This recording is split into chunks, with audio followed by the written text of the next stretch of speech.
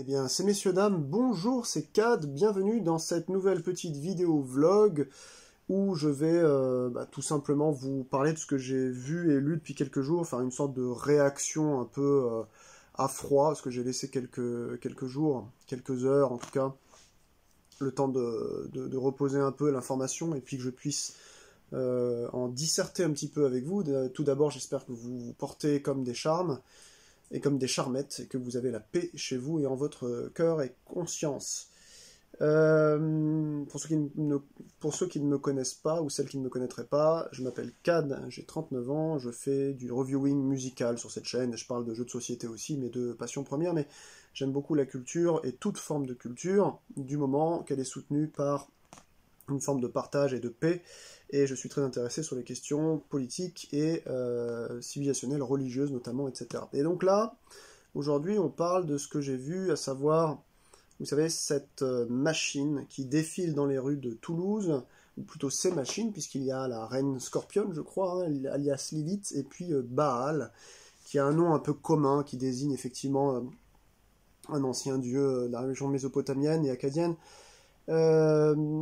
et qu'on retrouve souvent d'ailleurs dans l'univers métallistique, hein, je parle souvent de métal sur cette chaîne, et pour faire plus clair, il y a une sorte de micro-polémique qui est sortie du fait que il y a une sorte de carnaval en fait de la semaine d'avant Halloween, c'est-à-dire la semaine dans ce moment là, du 26 ou 2, 26-27 jusqu'au 2 novembre 2024, et qui va ouvrir en fait, je ne sais pas quelle braderie ou défilé, etc. Et donc à Toulouse, ville que je connais très mal, il y a en fait au moins ces deux structures mécaniques qui défilent.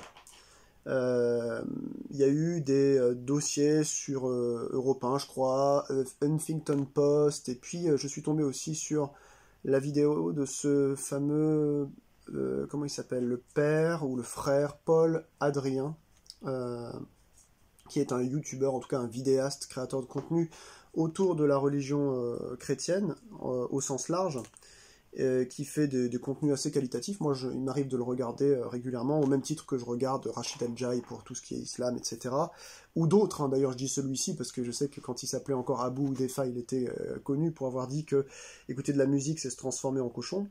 Et donc, moi, ce que j'aime dans la religion, dans la civilisation en général, c'est pas forcément la tradition, ceux qui me connaissent le savent, c'est l'intelligence de la spiritualité, tout simplement. Et là, en fait, malencontreusement, pour le frère Paul Adrien, je trouve qu'il... alors, dans sa vidéo, je vous mettrai le lien, hein, si vous voulez la retrouver facilement, qui parle de ça, je trouve qu'il y a du... C'est 50-50 pour moi. Voilà, je voulais vous exposer un petit peu ça, savoir vous, prendre un peu la température, ce que vous en pensez. Je trouve qu'il a dit des choses très intéressantes. Si vous avez entendu un burp, c'est parce que mon chien a rôté. Et il dit aussi des choses un petit peu agaçantes, à force, qu'on entend souvent, en fait, dans le narratif religieux. Alors, pour être simple et clair, je viens de vous exposer un peu les faits, donc c'est des machines, hein, c'est-à-dire qu'il n'y a rien de dramatique, ça défile dans des rues, et puis il y a des gens qui prennent des photos, voilà. Alors, si on se base sur les chiffres de frère Paul, ou de père Paul Adrien, je crois que c'est comme ça qu'il s'appelle, hein, ouais. Il y en a eu pour 4 700 000 euros.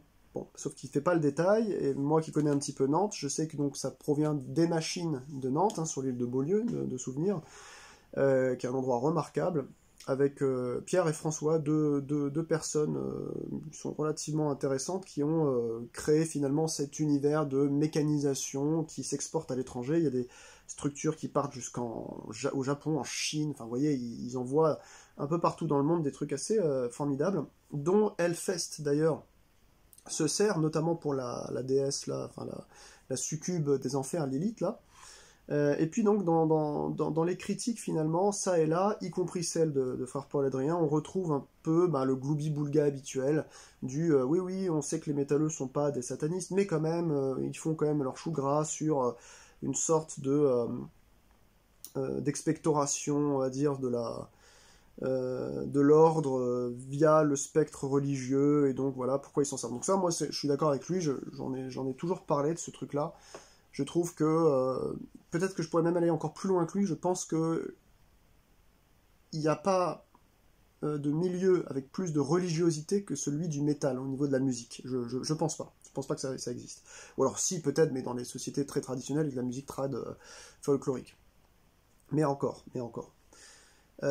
Du coup, là déjà pour moi il y a une méconnaissance en fait du milieu musical, mais au-delà de ça, parce que là il ne s'agit pas d'une vidéo proprement musicale, même si c'est utilisé aussi pour le Hellfest, qui fait des choux gras, pas forcément sur l'imagerie de Satan, mais plus on va dire sur les bouteilles d'eau Nestlé vendues à 2 € et ces trucs-là, et les t-shirts vendus 40 et consorts, contrairement à ce que prétend justement monsieur Paul Adrien. Donc il y a un truc qui se mélange, et je vais vous donner juste mon avis, que j'avais déjà donné sur plusieurs autres vidéos, en fait, qui parlaient du ressort, en fait, de la culture française, notamment celle de la musique, ou des défilés de rue, etc., de la fête de la musique et consorts. Comme pour l'humour, je pense que tout n'est pas partageable avec tout le monde. Et c'est pour ça que Paul Adrien se plaint dans sa vidéo en disant « Ouais, ils sont en train de créer une nouvelle société de paganisme, etc. » Et donc lui, il a ça en horreur, bien entendu, en tant que chrétien. Et ça se comprend. D'un point de vue de chrétien, en tout cas. Comme ça se comprendrait d'un point de vue musulman, parce que c'est la même chose, en fait. Voilà. Je suis d'accord pour dire que on va pas parler de l'argent, on va pas parler de tout ce que toute la promotion que la ville de Toulouse, la Rose, fait sur son site. On va juste exposer les faits tels qu'ils sont. Je pense que j'y ai réfléchi, je pense qu'il y avait, vous savez, en plus Lilith, elle a une paire de boobs assez proéminente, donc je me suis dit, est-ce que c'est bien pour les gosses? Mais en réalité, les gosses s'en foutent, ils ne sexualisent pas un organe plus qu'un autre. En fait, ce sont les adultes qui forcent, sans le savoir, les gosses à sexualiser tout ça. Donc en vérité, je pense que ça dérange certains adultes. Je pense qu'on n'est jamais plus fermé éthiquement, au niveau de nos responsabilités, au niveau de notre parentalité, pour ceux qui ont la chance ou celles qui ont la chance d'avoir des gosses, que lorsque l'on est adulte. Lorsqu'on est enfant, on a, je pense, et c'est plausible de le penser dans ce sens-là, je défends un peu mon bout de gras, une liberté de conscience qui fait qu'on n'est pas dans un jugement immédiat. Donc là, en fait, ce que ça gêne, c'est un certain type de population. Qu'il soit religieux, ça peut se comprendre, qu'il ne le soit pas. Notamment par rapport aux attributs de Lilith qui se déambulent comme ça dans la rue, pourquoi pas. Donc effectivement, il y a une sorte de désagrément forcé qui est, je trouve, relativement désagréable, et je pense que c'est la seule erreur, c'est d'avoir fait ça dans les rues d'une ville, et pour tout public. Je pense que ça aurait pu être, à l'instar de, vous savez, toutes ces compagnies là qui présentent des maquettes géantes de dinosaures articulés, et sous des chapiteaux, vous payez 5 €, vous rentrez, vous faites un tour, vous lisez des trucs sur le Crétacé, le Jurassique ou le Trias, et vous ressortez, et puis vous êtes content, quoi. Vous avez revu un peu ce que vous connaissiez quand vous étiez gosse. Là, il n'y a pas de billet, c'est-à-dire que c'est la ville qui dit « je paye ça et je vous montre ça ». Tout ça parce que c'est impressionnant. Alors pourquoi ne pas avoir profité, je sais pas moi, des éléphants géants, des machines, des gyrocoptères, des trucs bizarres. En fait, à Nantes, pour ceux qui ne le savent pas, c'est en face, je crois, du musée Jules Verne. Moi, c'est un auteur que je trouve exceptionnel. Je pense que l'on voit à travers cette Lilith, ce Baal, ces éléphants, ces gyrocoptères, c'est tout ce que vous voulez. Je pense qu'on voit le génie de Léonard de Vinci mélangé à celui de Jules Verne, tout simplement. C'est aussi simple que ça. Donc, d'un point de vue pour faire rêver les gens, il n'y a pas mieux. Maintenant, encore une fois, c'est le truc, c'est un peu délicat. On ne peut pas forcer des personnes à voir un certain nombre de choses. Je vais vous raconter mon histoire. Lorsque j'étais gosse, j'habitais en Picardie, j'étais relativement flippé d'aller dans les carnavals. Il y a des carnavals dans des rues avec des figurines gigantesques, avec des couleurs pas possibles, des formes cheloues, et moi je sais qu'en tant qu'enfant ça me sidérait, mais ça me frappait, si vous voulez, presque de cataplexie, quoi. J'étais complètement flippé de ces trucs-là. Donc c'est pas parce qu'on est gosse qu'on va aimer ça, c'est pas parce qu'on est adulte qu'on va tolérer ça. Donc j'en reviens souvent au même truc, quoi. Je pense que c'est très compliqué de faire civilisation et culture commune avec des gens qui ont des envies complètement différentes et qui jugent une normalité à l'aune de ce qu'ils prétendent savoir des autres. Donc de ce point de vue-là, encore une fois, je pense que c'est un raté. C'est difficile de faire société avec des personnes qui n'acceptent pas ça. Donc, il n'y a pas mort d'homme. Je pense que les gens, notamment peut-être les religieux, qui se plaindraient du fait qu'on arbore dans une ville française, une statue mécanique comme ça, une sorte d'ancienne démon ou divinité des religions babyloniennes, voir un petit peu pousser des cris d'orfraie ces personnes-là,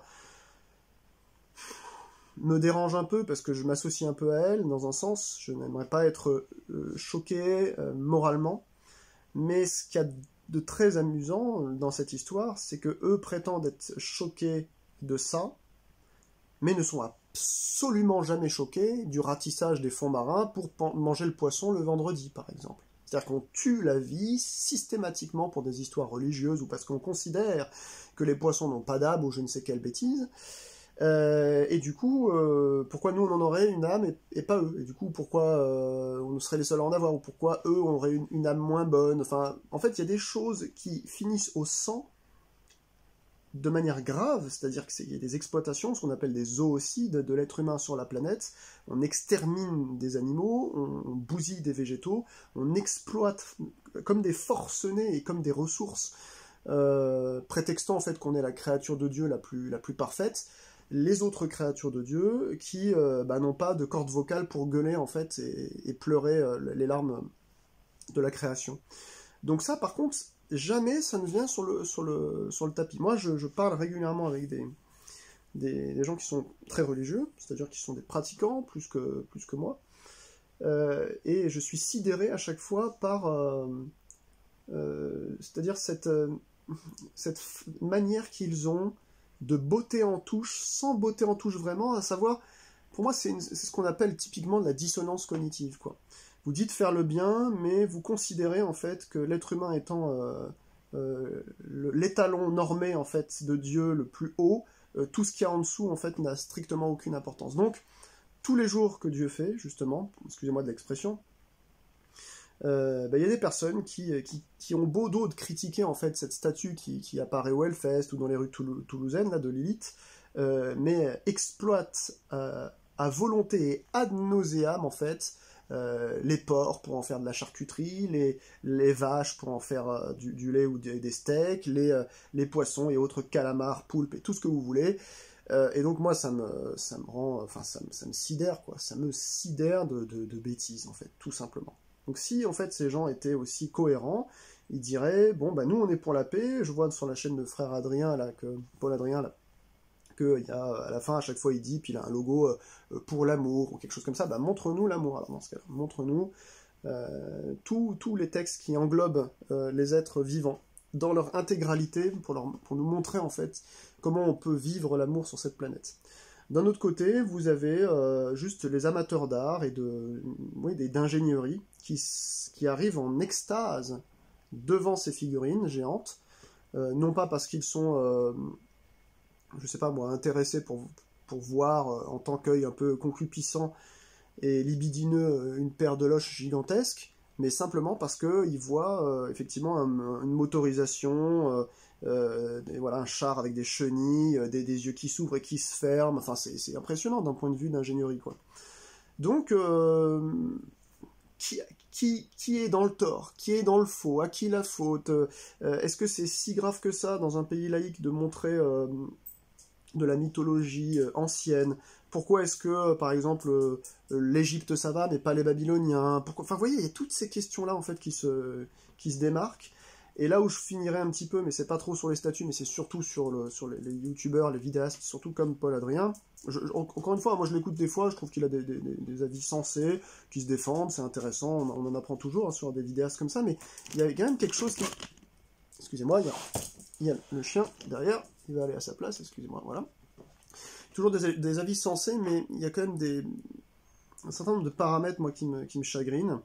Dans cette vidéo où il parle, justement, vous retrouverez peut-être dans ma description, là, de ça, il fait vraiment, je dirais, une séparation entre la ville de Toulouse nous impose, en gros, une sorte de retour à la tradition païenne avec des mythologies, alors que nous, en fait, on défend l'amour, puisque l'arrivée du christianisme a été... Eh bien, je sais plus comment il tourne sa phrase, mais en gros, c'est nous qui avons raison, quoi. Voilà. Et donc ça, moi, c'est un phénomène que je connais, parce que je suis multiculturel, j'ai habité dans plusieurs pays différents, et j'ai l'impression qu'à chaque fois, c'est chacun qui pense avoir à chaque fois raison.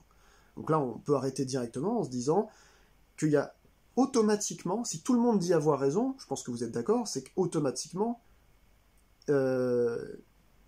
si les choses ne sont pas les mêmes, c'est-à-dire qu'elles sont, par exemple, des religions différentes, des mythologies différentes, etc., et c'est le cas d'ailleurs, sauf peut-être pour la mythologie romaine et égyptienne, qui sont très très très calquées les unes des autres, grecques, surtout grecques et égyptiennes, tout est pompé de l'Égypte de toute façon, et l'Égypte elle-même avait pompé aussi avant. Donc si vraiment on pense que tout ça, ce sont des choses différentes, ça veut dire que, à minima, l'intégralité de ces religions ou de ces mythes et mythologies, sauf une ou un, sont faux, ce sont des menteurs. C'est quand même fou de se le dire. Hein. Donc chacun défend une espèce de bout de gras comme ça. Alors dans sa vidéo, frère Paul Adrien fait remarquer qu'il y avait aussi, ce mois-ci, je crois en octobre 2024, trois dégradations ou incendies d'églises. Je crois que c'était dans la Vienne, à Poitiers, et puis d'autres dizaines et centaines de dégradations en fait sur des lieux de culte, ce qui est complètement abject. J'ai pas trop compris pourquoi il faisait le rapport. J'ai l'impression que c'était en gros pour se plaindre et qu'on oublie en fait les catholiques de France, ce qui n'est pas le cas, je pense pas. En revanche, là où il a quand même raison, c'est qu'il y a un patrimoine qui est en déperdition totale. Et c'est souvent grâce au lever des gens, des personnels, hein, des individus lambda, qui prennent sur leur temps et leur investissement financier pour pouvoir rétablir, je sais pas, une chapelle classée ou quoi que ce soit d'autre, ou non classée d'ailleurs, c'est peut-être pour ça qu'ils doivent mettre de l'argent de leur poche. Enfin, y a un problème, on a l'impression que l'État a abandonné complètement le brio de la civilisation française, qui consiste à minima à maintenir les édifices, les ouvrages d'art classiques, et je dirais anciens, visitables, et qui ne menacent pas ruine en fait à chaque fois. Donc de ce point de vue-là, je pense qu'il a raison, et tout est défendable à ce niveau-là, malgré le fait que de toute façon, on a un pays très particulier, parce que il y a eu la séparation de l'Église et de l'État, ou plutôt des Églises, si on voudrait être logique avec ce qui se passe aujourd'hui, avec l'avènement de plein d'autres religions sur ce territoire, des Églises et de l'État. Mais il y a quand même quelque chose qui est désagréable, c'est que tout ça s'est mélangé avec le cultuel, alors qu'il y a aussi du culturel dans l'histoire religieuse d'un pays. Donc, ma conclusion, parce que ça va faire trop long, c'est, vous me direz votre avis en commentaire, bien entendu, hein, si ça vous intéresse. Ma conclusion, c'est, encore une fois, certes, il n'y a pas de fumée sans feu, mais il faut arrêter de taper à bras raccourcis sur juste des gens qui s'extasient sur une mécanique et célébrer le génie de l'inventivité et de la création en fait humaine. Faut arrêter un petit peu avec tout ça, avec c'est fou, c'est des sociétés dévergondées, ils nous montrent des trucs qui étaient des anciens démons, machin, et eux ils bouffent de la viande tous les jours, pas de problème, hein. Ils tuent des animaux, ils donnent leur carte bleue pour aller... Ça, il n'y a pas de souci. Sans compter les gens qui mettent aussi en danger, les mêmes qui vous disent ça, hein, bien sûr, qui mettent en danger sur la route la vie d'autrui parce qu'ils ont des comportements complètement à risque, ils s'en foutent complètement du reste, et à côté de ça, ils vont se dorer la pilule en nous expliquant que eux, ce sont des parangons de vertu, etc. C'est insupportable, vraiment, mais moi, ça me dégoûte. Donc, ma conclusion pour moi, il y a un raté, un petit 10% là que j'aime pas, il y a un raté qui me fait dire... Ça ne devrait pas être montré à tout le monde, ça devrait être, voilà, il y a telle exposition un jour, sous ce chapiteau, vous pouvez payer pour entrer, attention, âmes sensibles s'abstenir, ceux qui ne veulent pas, en fait, être choqués pour leur religion, on sait pas en quoi Lilith, qui a deux cornes, et puis un corps d'araignée, serait, enfin, je sais pas, moi je vois ça, je m'endors bien le soir, enfin, je veux dire, je fais pas de cauchemar, mais je peux considérer, ça c'est vrai, que certains pourraient en faire, et c'est pourquoi je dis, il faut permettre à ces gens de faire ça, parce que c'est pas de l'alcool, c'est pas de la bidoche, c'est pas des comportements à risque, c'est pas des comportements qui pourraient créer de la mort et de la désolation, ça va, c'est juste une structure mouvante créée par l'intelligence d'êtres humains qui sont des spécialistes en mécanique et en dynamique des fluides ou en mathématiques ou je ne sais quoi, et c'est tout. Donc ne le mettez pas comment dire, au centre de Toulouse, Pour le Hellfest, c'est un peu différent, c'est un sujet qui peut porter à caution, mais tant que vous n'avez pas un pass, vous ne passez pas je dirais la billetterie, et donc vous n'entrez pas dans le Hell City Square, et vous ne verrez pas ça. Donc si vous mettez des billes là-dedans, c'est que vous êtes majeur et vacciné, que vous considérez que l'univers du métal mélange un peu tout et n'importe quoi dans les religions, dans la religiosité, dans les mythes, et que ça ne vous choquera pas. En revanche, effectivement, je dirais pour le badaud, pour le commun dans une ville, oui, vous allez tomber systématiquement sur des déçus, et c'est ce qui est en train de se passer en ce moment, c'est dommage. Donc mes 90 autres % du choix que j'ai à vous apporter, en fait, mon argumentaire, consiste à dire, une fois de plus, tant que je dirais que ça ne brutalise personne, que ça ne torture personne, que ça ne tue personne, que ça ne viole personne, et qu'en plus de ça, les gens ont l'air de prendre des photos et qu'ils sont contents, je ne vois pas le problème, quoi. Voilà. Donc, encore une fois, un pétard mouillé, et on voit bien que c'est des mairies qui essayent je sais pas, de faire quelque chose, alors qu'ils pourraient peut-être mettre effectivement l'argent ailleurs, ou le faire différemment, pour ne pas se faire tomber dessus. C'est toujours plus facile d'apporter une critique négative à quelque chose dont on n'a pas participé. C'est-à-dire, vous avez vu, ils font ça, c'est nul, regardez, ils font ça parce que moi je vous dis que... Bah oui, mais on s'en fout en fait de ton avis.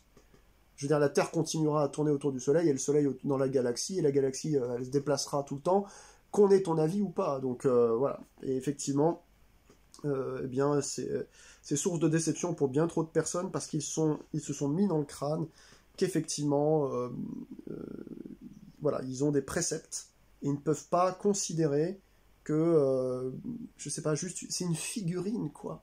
Vous imaginez, c'est juste une figurine mécanique. Ils sont déjà là en train de casser les pieds. Ouais, c'est pas normal, parce que vous détruisez les religions, et derrière... Non, détruisez rien du tout. Si tu es conscient et que tu es cohérent avec ta propre foi, tu ne peux pas avoir peur d'une figurine mécanique. Je veux dire... Voilà. Puis après, surtout le reste, avec ce dont il parlait, le frère Paul Adrien, là, comme quoi, maintenant, Lilith est devenue un peu une héroïne, dressée en parangon, en fait, de la liberté sexuelle chez la femme. Oui, il a peut-être raison, j'ai souvent entendu ce truc-là. Et alors, je trouve que c'est bizarre, parce que justement, dans son laïus, il dit, oui, vous voyez, en fait, elle s'est battue quand même contre Adam, parce qu'elle considérait qu'elle avait aussi sa propre liberté sexuelle, et que c'était pas que l'homme qui devait... Enfin, il a tourné ça comme ça. Putain, et franchement... Je sais pas ce que vous en pensez, mais putain, on est en 21e siècle, quoi. On est obligé encore de subir ce genre d'argument. Mais les femmes font bien ce qu'elles veulent, quoi. Les hommes font bien ce qu'ils veulent, donc les femmes font bien ce qu'elles veulent. Voilà, encore une fois, dans la paix et la douceur, tant qu'il y a du consentement. Donc, voilà, ils mélangent tout, ils sont obligés de mélanger une foi avec du mécanisme, quoi. C'est vraiment tombé dans le... Je sais pas, je pense qu'ils sont complètement hors propos, ils tombent dans le panneau. Toujours est-il que ça aura fait un peu couler de l'encre, cette histoire de Baal et de Lilith, et tant mieux pour les créateurs, je dirais, des machines. Je sais plus qui c'est qui disait ça, qu'on parle de moi en bien ou en mal, tant qu'on parle de moi, ça me convient. Voilà. En tout cas, je vous souhaite une très bonne fin de journée, et bien, même à tous les haters qui me détestent, pour des raisons que j'ignore d'ailleurs. Et puis, je vous dis à très bientôt pour de nouvelles aventures vlogs, lectures, jeux de société, vidéos, je sais pas quoi sur la musique. Portez-vous bien, allez, ciao!